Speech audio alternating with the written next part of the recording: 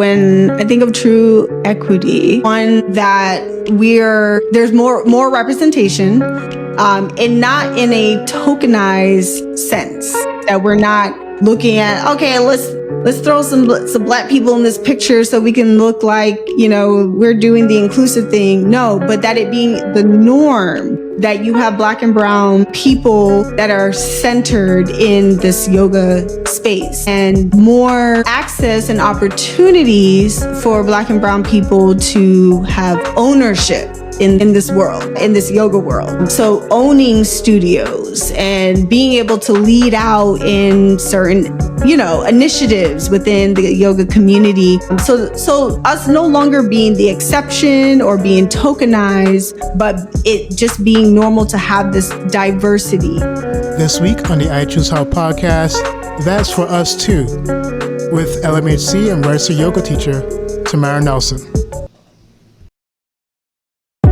Welcome back to 52 Choices, where each week we explore one small doable action that can make a big difference in your health and happiness over time. This is choice number 5. Eat slowly and without distractions. Now let's be honest, eating has become background noise. It's something we do while watching a show, checking email, or scrolling through social media. But here's the problem.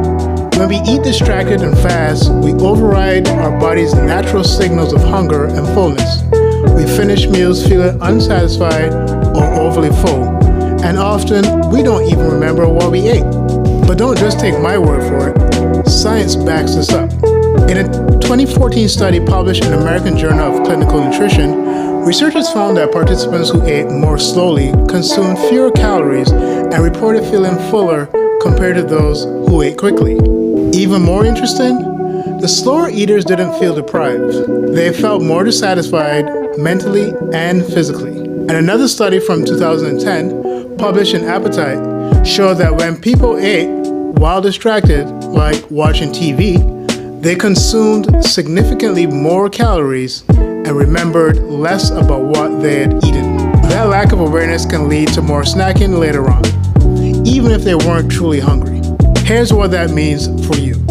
Eating slowly and without distractions can actually help you regulate your appetite, improve digestion, and support weight management. Without restriction, without counting, and without stress. So, here's your challenge this week. No phone, no laptop, no TV. Just you and your meal. Take a few deep breaths before your first bite.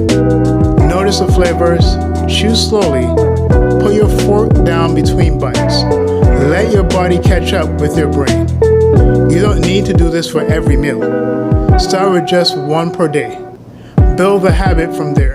Because eating mindfully isn't about eating perfectly. It's about building a better relationship with food and with yourself. That's choice number 5. Eat slowly, be present, and trust that your body knows what it needs if you give it the space to speak. See you next week for choice number 6.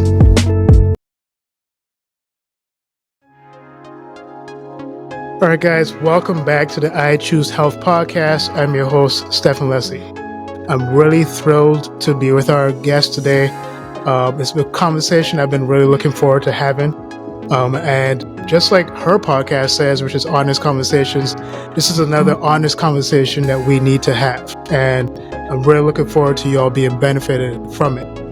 So I want to really jump right into it. And I want to introduce our guest today, Tamara Nelson. And, she is a yoga practitioner. She is a LMHC. She is a registered, should I call it yoga teacher? Is that correct? Right. And in addition to that, she's also a Black woman in America. And, there's just so many things that is connected to that. And so, we want to have that conversation today, interconnected both race, religion, the practice of yoga. So, ladies and gentlemen, with no further ado, please welcome Tamara Nelson to the show. Thank you. Excited to be here and to discuss this topic. Man, I'm really excited to have you here. And so, I want to get right into it, and I want to take us back for you Can you tell us your first memory of encountering yoga and how it made you feel? Yeah. So the first time I ever went to a yoga class was when I was in graduate school. This was around probably 2011, 2012, somewhere around there. And so a classmate of mine invited me to come with her to a yoga class that was being held on campus. So I was like, yeah, sure. Prior to that, I never had really considered going to yoga or anything. So when I went with her, well, for one, we were like the only two Black girls in the class. And it wasn't a good experience. Like, I felt out of place the whole time. I felt super conscious of like my movements, and like I felt like I had to be like perfect at every pose. It just wasn't enjoyable. And I think the worst part of it was just feeling so out of place, like feeling like the oddball in the room. And I never went back to a yoga class for like several years after that. But the good thing that came out of it was I decided I'm going to do my own practice. Like, I like the idea, the practice of yoga. I just didn't like the space that I was in. And then I just got motivated to I'm just do it on my own. And I like taught myself. And I did that for years. And that eventually led to me becoming, certified as a yoga teacher. And dig a little bit deeper into that as to why you felt out of place, especially with that first yoga class. What about that class made you feel so out of place? Yeah, I mean, mostly it was just not seeing anyone else besides my friend that looked like me. It was a room full of white people. And not to say that I always feel out of place in a room full of white people. There's a certain like energy that comes with it too. Like, when you feel welcomed in a space, and sometimes it's hard to like put your finger onto why specifically you don't feel welcomed. It was just an energy that I felt, just kind of like, are you in the right place? Like, you sure y'all supposed to be in this class? Like, it's almost like that feeling. Not that anybody like said that, but it's an energy that I felt. I just didn't feel like a welcomed participant in that class. And, I want to share two experiences in terms of my experience with yoga. So, Tamara and I share a very similar religious background. And so when I was in high school in Brooklyn, I remember our PE teacher trying to introduce yoga. And so everything in my being, everything in my background was just like resistant to it. I was like, look, I'm not taking this yoga class. It's very much against my religious perspective and background, not doing it. And, that particular teacher, he didn't really want to like pretty much acquiesce to what it was I wanted to do. And so did he give me an opportunity to do another project? Yes. Right. But, I kind of, he wasn't happy about the fact that I was kind of giving him this extra trouble. Yeah. Right. So fast forward a couple of years, I'm now working in the fitness space, and a lot of the mobility movements that I do with my clients, they overlap with a lot of, the yoga movements, and a lot of yoga poses as well. And so I've been working as a trainer for 5 years now, and I've noticed that if I have Black clients and I have white clients, let's say I ask my white client to do a child's pose with no problem, they already know what it is. Yeah. If I ask them to do maybe thread a needle, they know what it is. Or, downward dog, they know what it is. Yeah. And I would say without fail, at least 80% of the time, maybe 85% of the time, when I would ask my Black clients to do that, and I asked them if they were familiar with that movement or if they knew that movement, they would oftentimes say no. Yeah. And I'm not sure if there's just a cultural thing that we're not familiar with yoga or yoga movements, or it has more to do with access, Right. that we're not familiar with those movements.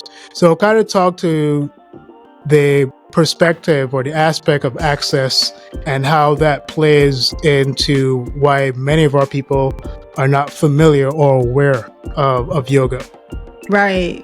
And I think my own experience is a testament to that, because I have been involved in dance and sports all my life. So I've been in the fitness, wellness space for a long time. And I never once considered going to, it wasn't even a thought to go to a yoga class. And, looking back, it's because of the lack of representation in yoga.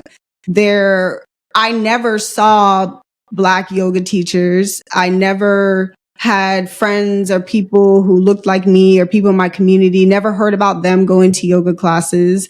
So it wasn't a thing in my mind to do. So, and I would imagine that maybe that's the experience of a lot of other people in our community. So when you don't see representation of you in certain spaces, subconsciously, sends a message that this is not for you. And even when my friend in grad school invited me to that yoga class, my first thought was like, oh, that's for white people, and that's because of how it's advertised in the Western world. If you're not a skinny, white, young woman, it's not for you. This is not your space. So, and then go ahead. I can. No, I mean it really is that. Like, that's typically when I think yoga, I think yoga mat, yoga pants, right, and some skinny white woman, right. Like, that's usually like my those are the first three images that pop up in my head when I think about yoga. Now, I don't want to attack any white yoga practitioners out there, right?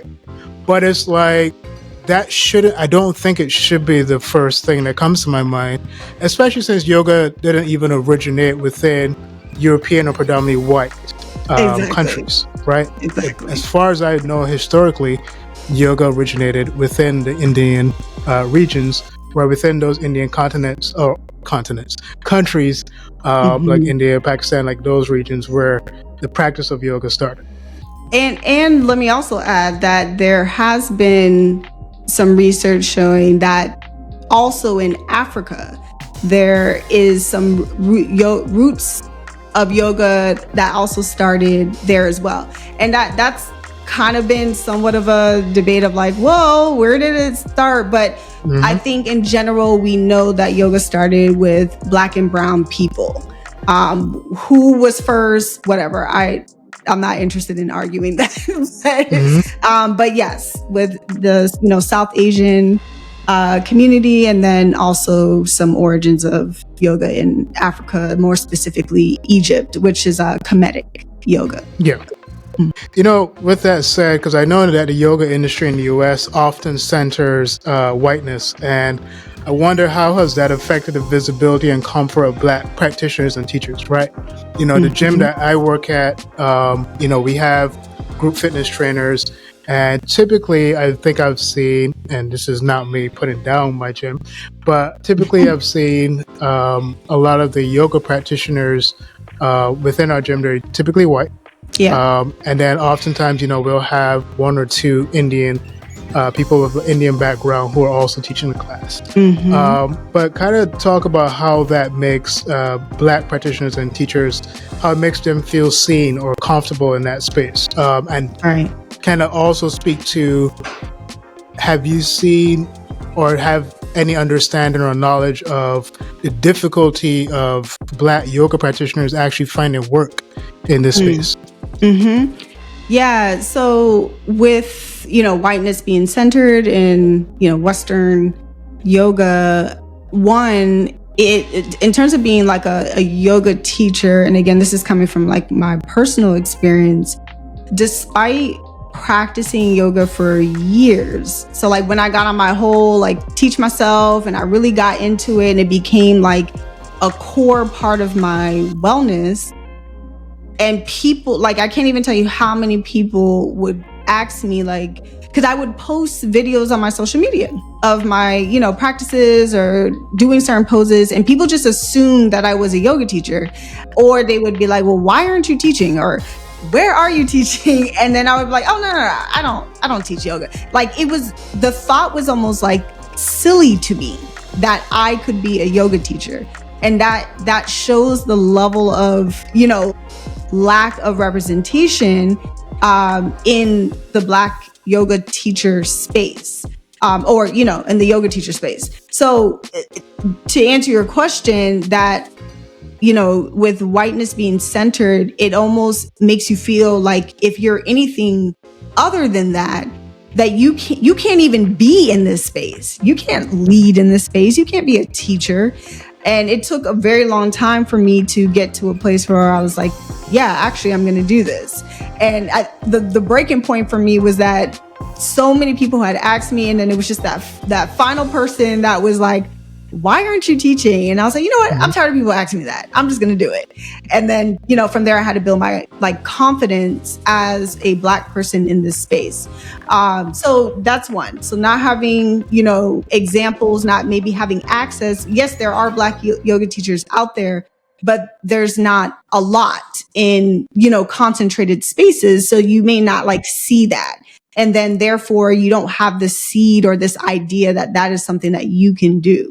And then when it comes to studios, like trying to find, jobs as a yoga teacher, most of these studios are like white owned, or predominant, most of the teachers may be white. So a Black yoga teacher may not feel comfortable trying to get a job in these spaces, or they know that they're going to be subject to, certain things that we tend to experience in all white spaces, whether we're talking about work or, being a yoga teacher or whatever. So if you don't feel like you have a sense of community, or that you're going to be accepted or respected or taken seriously, then you may be discouraged to go for those roles, or maybe you may not get those roles because you don't fit the bill, or you dang, I lost the thought. I had this third thing and then the thought just went out. It'll come back to me. But I wanted to even share an example so the yoga teacher training that I did was led by a Black woman. And by the way, this is the first and only Black woman that I have found that actually does the certification. So that's a whole nother tier. We got Black yoga teacher, then we have Black studio owners, then we have Black yoga teachers who actually can give you the certification, because you have to have certain level of training to do that. All are, we need more at all levels. She shared an experience with us that, she owns a studio, and she had these repeated experiences where people would come to, a class or whatever she was doing, and they didn't know who owned it. They didn't have this picture of who was the owner. And, people would ask her, like, they would come and have this look on this face, like, you're the owner, you're the teacher. And so they would question her being almost in disbelief that she could be the owner of this. And that actually pushed her to start to advertise with her face on things, because she's like, I want you to know what you're walking into, so I don't have to keep dealing with this. So I share that example to show what we have to go through in this society as a Black yoga teacher. And I think you also, when going back to access, also thinking about where are yoga studios typically located. They're usually in affluent neighborhoods. If you go in the hood, you're not going to find a yoga studio. So that also limits people's exposure and access to yoga practice. I think what you shared, sorry guys. All right, there we go. We got a light back. I think what you shared exposes something about the imaging of what is expected of Black people in America, right? Because, as you talked about, yoga places or yoga studios being in certain particular neighborhoods. And you're located in Orlando, Florida, correct? I'm here in Brooklyn, New York. And it's the consistency of where these places are placed, right? Right. If you come into Brooklyn, and you're from Brooklyn as well, right? Mm-hmm. You come into Brooklyn, you're gonna typically find yoga studios downtown Brooklyn, right? Maybe somewhere in Prospect Heights. Right. You're probably not gonna find it. I don't think I've found a yoga studio in Brownsville. I don't think you're gonna find one in certain areas of Bushwick. And I'm not talking about gentrified Bushwick. All right. I'm talking about the rough and rugged Bushwick of the past, because we know what gentrification has been doing to those areas. But like, that's something that, I consistently see, and how it exposes what white America expects of us, right? And so, we're talking now about yoga, but we see how that imaging affects every other space as well, right? Yeah. And that this like imposter syndrome that we have, right? Everyone sees me now as a personal trainer. A lot of people have no idea that my major in college was history, and I double majored as a history major and a religion major. Okay. Now, what happened? Well, one, poor planning. Two, the other thing was imposter syndrome. Yeah. Right? Because my particular area of study was the history of science, particularly within Western Europe, and looking at the development of science and how that played a role in, the discoveries that we have today, but then also the religious interconnectivity of that experience when it comes to science. And so I didn't think that I could really see myself in that area, because when it came to that, there wasn't a lot of Black. I don't even really know any Black individuals that are within that, that space when it comes to history of science. Right. And so I didn't think like that could be me. Right. And even though I had aspirations to do it, and I still do plan to do it, I think I still have time. But, and so, yeah. So with that said, have you seen yoga evolve in Black communities in the last decade? And if so, what has changed and what is still missing?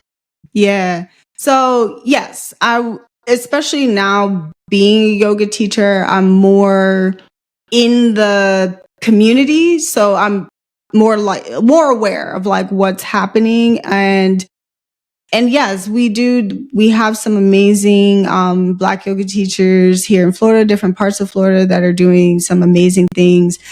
First name that comes to mind is Black Yogis of South Florida. Yes, I believe that's their name on Instagram, Black Yogis of South Florida. And I, followed them. I've done a, collaborative post with them before. And they are hosting some amazing events down in the Miami, Fort Lauderdale, South Florida area, centered on, Black and brown people. And so there's a lot of that's happening around, where a lot of us have had this collective experience of, being othered or not feeling welcome in certain spaces, and saying like, hey, let's do something about it. And so, yeah, so I would say that's kind of where the progression is coming in. The things that are missing, I would say we need more Black owned spaces, Black owned yoga studios. I don't know of any Black owned yoga studios. They may be out there and I'm just not aware. But that's one thing. I would say we also need more Black yoga YTT providers, yoga teacher training providers. So, because for me, that was so important, was to find someone who looked like me that I can learn from. Because if I go to these traditional, westernized, white-centered instructors, I'm going to feel the same way that I felt in these classes. And I want someone who understands the culture, that understands me, that I can relate to, and I want to learn from them. So I think that's important too. And the accessibility. getting a certification as a yoga teacher is very expensive. It costs thousands of dollars. And, I was lucky enough to find an opportunity where it was offered at a very affordable price. And it had to do with the pandemic because I got certified in 2020. And there was someone who decided like, hey, our people are suffering right now. And this is when there was a lot of, George Floyd was murdered and we were just going through a lot of pain at that time. And so somebody decided that they wanted to offer the certification training to the community so that we can get more people out there that can help our people like heal. So I think if we have more of that to create more accessibility for yoga teachers, that's needed as well. But I would say like we're out there. I've gone to like different workshops and trainings that are focused on Black yoga teachers and being able to, hear from others who've had very similar experiences to mine.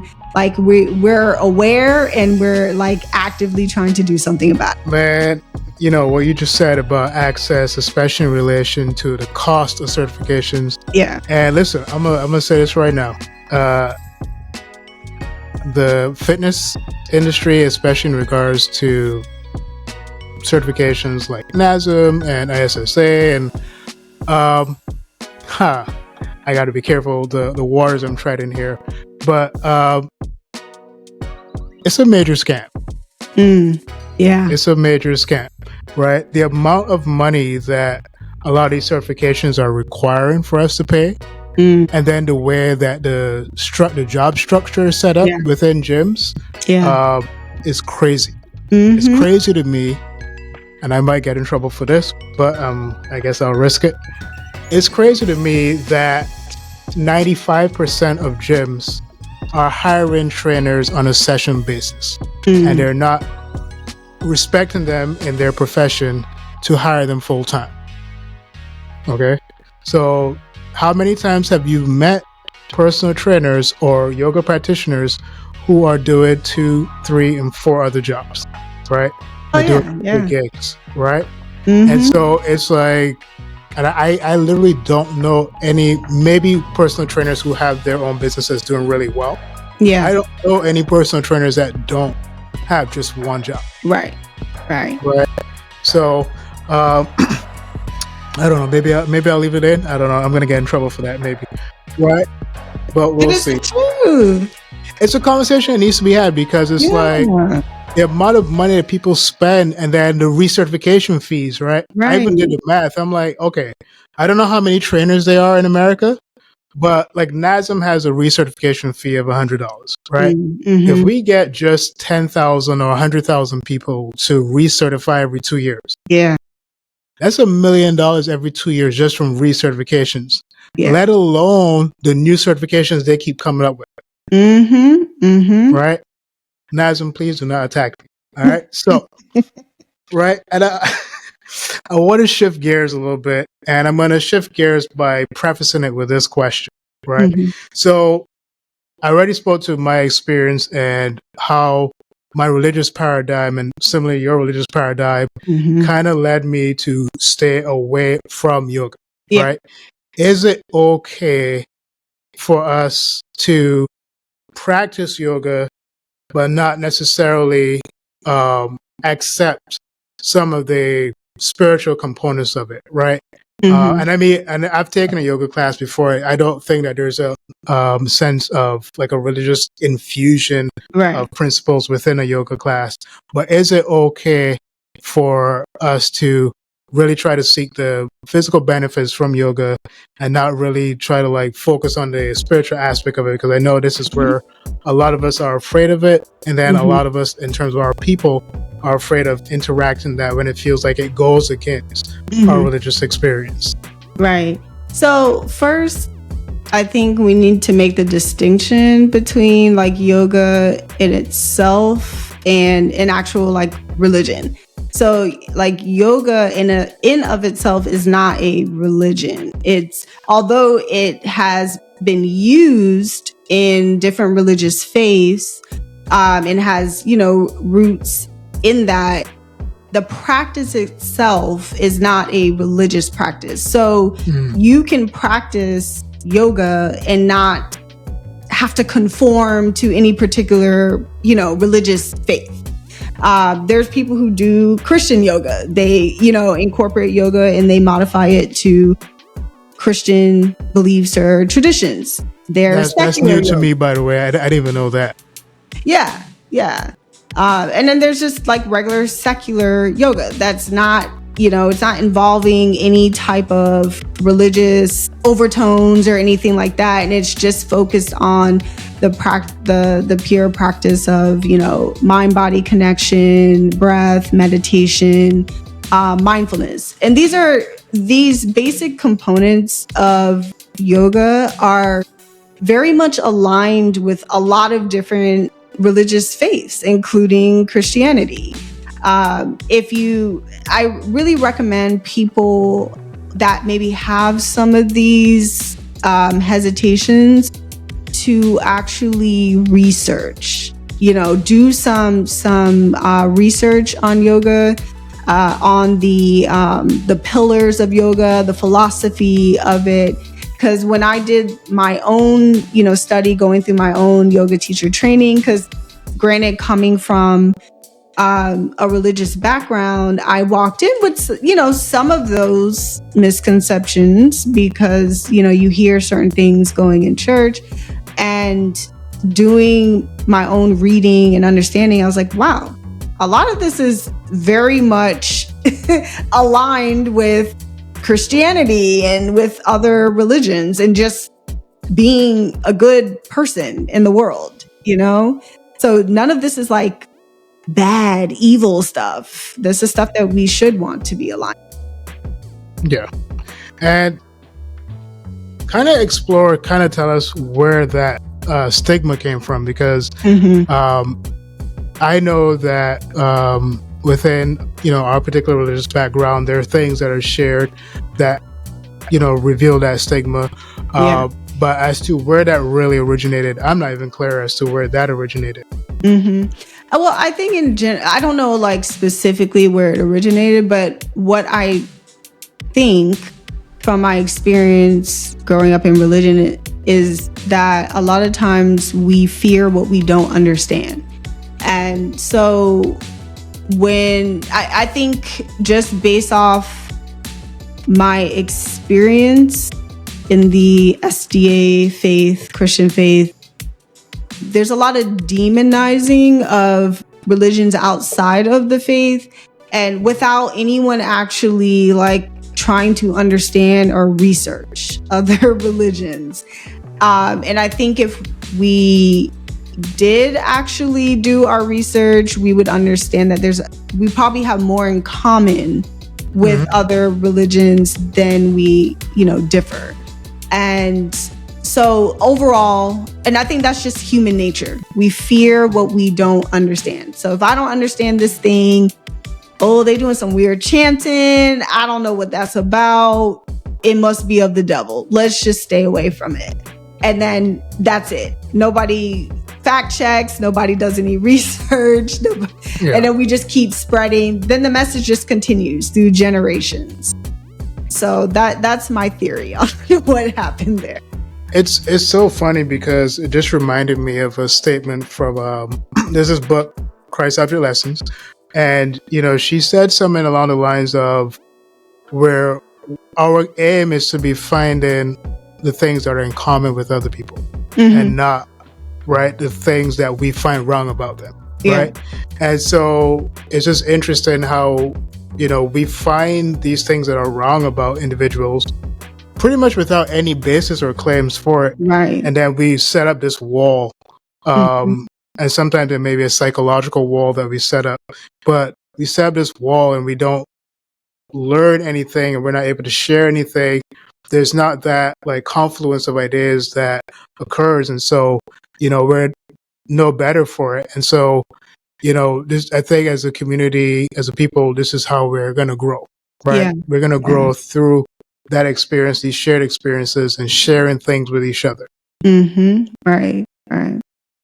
So, I want to kind of continue to move on here, and I want to know what it looks like when Black communities reclaim yoga on their own terms, right? When we're able to redeem it, right? Like we found a way, and some people, some older Black folks may feel a way about this, and maybe I feel a way about this, but we found a way to redeem the N-word, right? We found a way to also redeem the image of the cross. If you have understanding of the history of the cross, you asked someone as a Roman, like what the cross meant. It was a very offensive thing. But somehow within Christian circles, we were able to redeem the image of the cross. So talk about what it looks like when Black communities reclaim yoga on their own terms. Yeah. So I'm going to use myself as an example. The way in which I have reclaimed yoga, Yes, I'm going to say reclaimed, because I think this is a very ancient practice that our ancestors have. Like I was saying, there's also, research that has shown that there's roots of yoga in African lineage as well as, South Asian. But the way in which I have reclaimed yoga is as a yoga teacher, making it my mission to use yoga as a tool to help my community. That doesn't mean that I don't welcome white people in my class or anything like that, but I'm not centering my class on whiteness. I'm centering my class on my culture, my community. So what that looks like can be the music that I play in yoga classes. I play music that we connect to, neo soul, R&B. I include reggae, and I also incorporate like self-reflection exercises in my yoga classes and meditations, and I make sure that those are also centered on my culture, my people.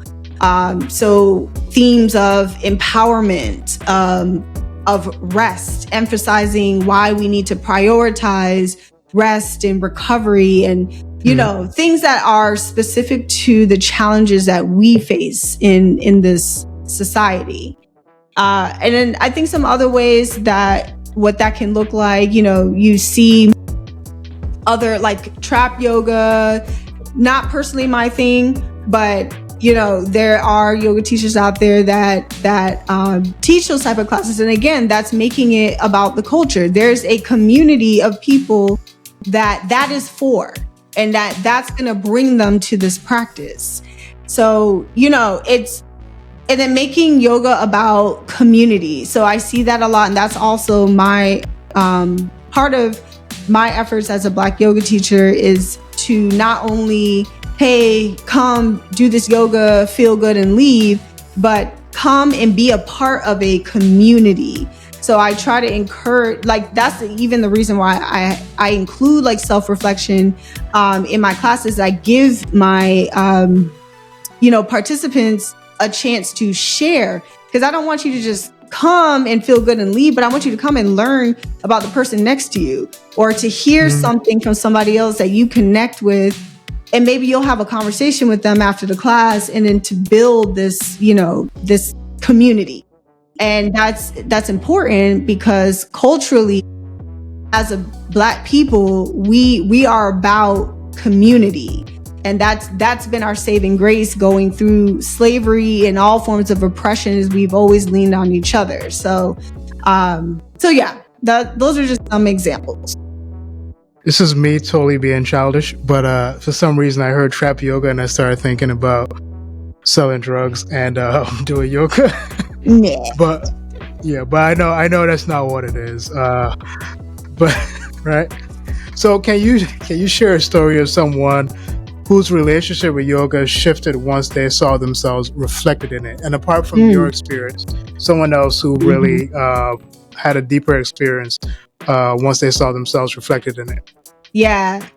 With that question, the first thing I think about is Black men who have come to my classes. And So that's a demographic that is very hard to get to come to yoga. Because again, if we go back to what is the representation, white, female, young, and everything that a Black man is not, except for, we have obviously young Black men, but they're not white and they're not female. And they kind of view yoga as something that's like feminine, that's not for me. That's not what I don't belong here. And so somehow I have managed to attract Black men to my classes, which I think also has to do with collaborations that I've had with Black personal trainer, male personal trainers.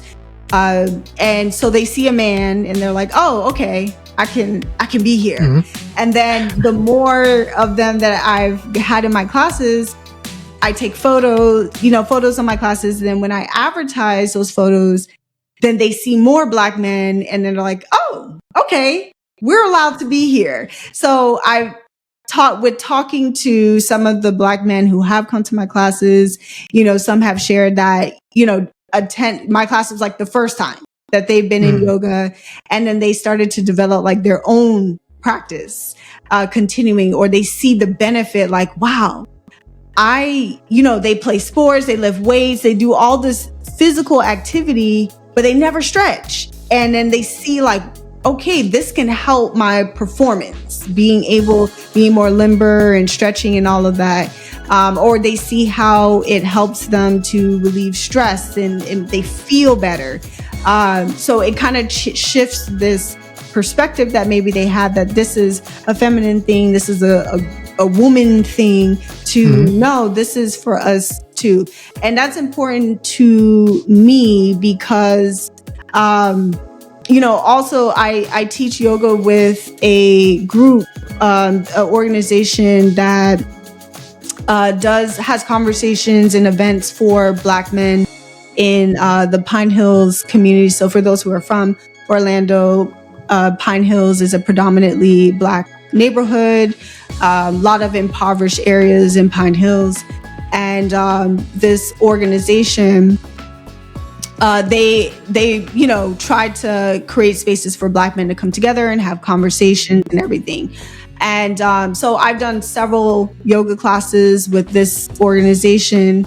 And so I particularly love coming out with this group because Black men also Black women have a lot of like stressors that they face in this society. And we need this practice. And so it hurts my heart when Black men are just like, I'm not going to a yoga class. And so when I get them there, when I see them there, I get particularly excited because I'm like, yes, like if at any point in your life, at least this hour, you can just breathe and be yourself, No, I hope you don't have these brothers crying in this class now. I'm just kidding. So, we're going to move on here. And as we start to close, what would true equity in the yoga world look like to you? Not just in participation, but in ownership and visibility.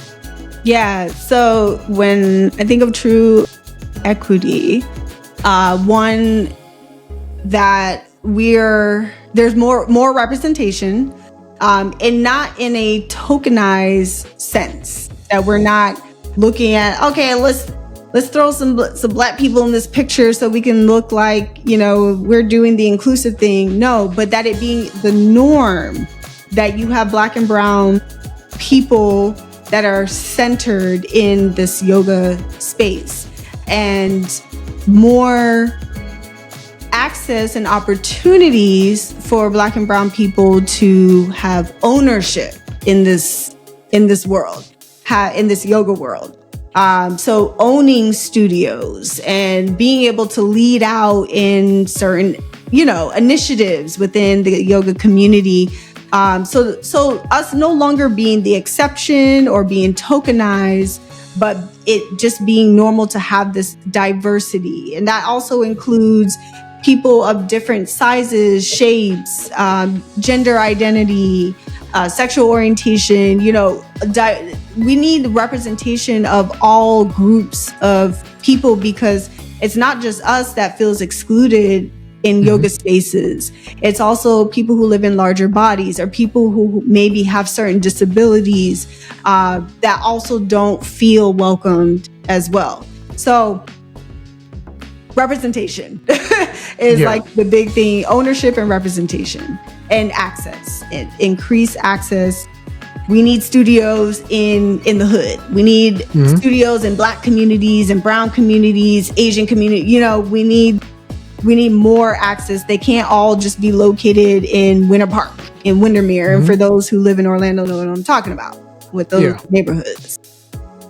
It's so funny how, so earlier today, I did another interview with a Black female group fitness trainer. And, you know, I wanted her to share her story because part of her story of getting into fitness was that she was significantly overweight, lost the weight. And she said for her, it was like a change of environment that kind of sparked her wanting to get healthier and change her life. But then, you know, she was also talking about like how that, you know, she was just being completely honest that, you know, they said that only like gyms only started coming up, you know, in certain neighborhoods, like Black neighborhoods, right? Like Planet only started being opened up in certain neighborhoods, or Blake opened up in certain neighborhoods, right? And so it's just crazy how this conversation just kind of flows into this one, right? Because again, there's like that idea of where there's no real access. And so, you know, there's just ways in which white America puts Black individuals into a box. Like, this is what you're expected to do. This is the type of food you're expected to eat. Right. This is the type of music you're supposed to listen to. And so I like, there's a particular scene from, I think it was Modern Family. And so there's the character, Ed O'Neill's character, he comes up to Sofia Vergara, who is his wife. And so he realizes that he has cameras being installed around his house the same day that his Black neighbor moves in next door, right? And so he was like, oh man, I need to go and deal with this because he's going to think I'm installing these cameras because he moved in. And she was like, oh, you're overthinking it. He's not going to think that. And so he says to her, he's like, babe, you have no idea what white men in this country go through. Right? It's so funny, right? So he goes to the guy and he was like, hey man, you know, I'm such and such. How you doing? And the Black guy said, let me stop you right there. He's like, look, I know you had the camera installation scheduled from like weeks ago. And, you know, I don't want you to think I'm thinking anything. He's like, look, I did my residency in Vermont, so this is not my first rodeo, right? And so he was like, so he introduces himself. He's like, hey, I'm Sean, by the way. And he was like, oh man, he tells him his name. So then his wife comes out. She's like, hey, how's it going? She's like, yeah. He's like, everything's good. There's no confusion. And he was like, by the way, this is, you know, he has an amazing African name. His name is Sean Badaway, right? And so he was like, he said, I said my name is Sean, by the way, right? So that he created this further problem. But it was just like, it just revealed how white America has these images of us in their head, and they operate on these images, right? And instead of, hey, who is this person? How can I get to know them? And how can I not put them in a box? So, Tammy, I'm really thankful that you made yourself available today to chime in on this conversation, because it is a necessary conversation. And this is a part of the show where we give the guests the opportunity to share with our listeners what they have coming up next, and then also where we can find you on social media. Yes. So, again, my name is Tamara, but I also go by Tammy.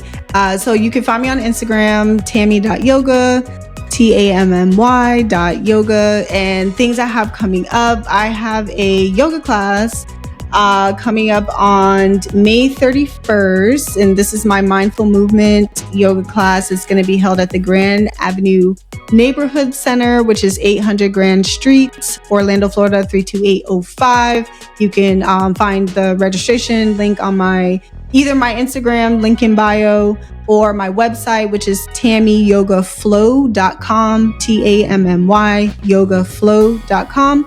And then I also have a collaboration with RTW Photography Studio on June 14th. So we're doing a yoga class as part of their Move, Nourish, and Thrive series. And that will be held in the Paramore neighborhood. So that's 520 North Paramore Avenue, Orlando, Florida. So both links are on my website and also link in bio on my Instagram. Both of those classes are being held in predominantly Black neighborhoods. So yeah, I'm all about my community, my people. So please come out to the class. It's going to be a great time. Yeah. All right. And guys, if you are in the Orlando area, please stop on in. You're obviously more than welcome. So just go in there, learn what you can, but more than that, just experience what you can, right? And experience something deeper, something new. It's so vital for us as Black individuals to also try to have new experiences. So oftentimes we have too much of the same experiences, mundane experiences, and it's important for us to also have an expanded worldview and expanded experience. So definitely, if you can get out there, definitely visit Tammy and the rest of her crew there. All right, so Tammy, again, thank you so much for being here with us. And again, this is the I Choose Health podcast, where when you choose health, you're choosing yourself, you're choosing power, purpose, and possibility.